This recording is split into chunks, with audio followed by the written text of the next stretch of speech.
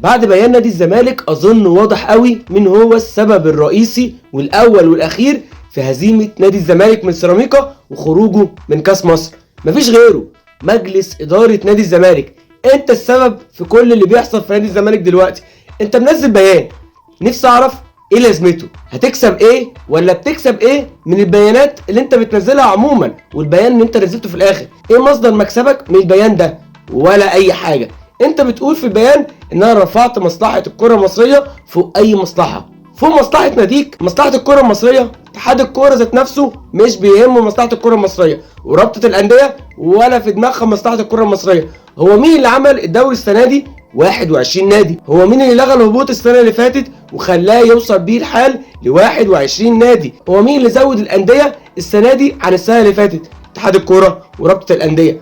ويا عالم السنه الجايه الانديه هتوصل لكام في الدوري؟ لو بقى الاسماعيلي نزل، لو الاتحاد معقول، لو المحله ممكن نفكر، ومحدش عارف الكوره رايحه فين. انت مجلس اداره فاشل، معدوم التفكير، مفيش اي حاجه بتعملها صح.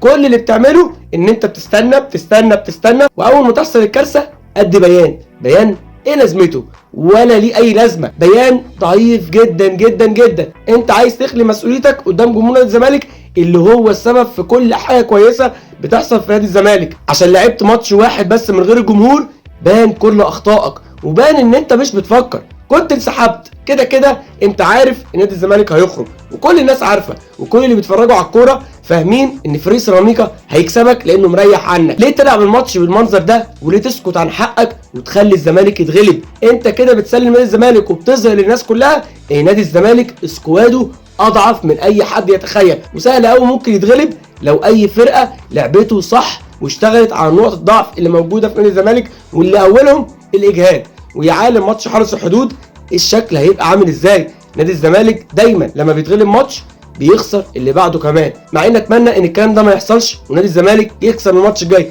اهم ماتش في الموسم. جمهور نادي الزمالك الماتش الجاي بتاعكم انتوا بس، سيبكم من الاداره، انتوا رقم واحد في النادي ده. جمهور نادي الزمالك، انا وانت وكل اللي بيحبوا نادي الزمالك هم السبب في وجود نادي الزمالك على منصات التتويج.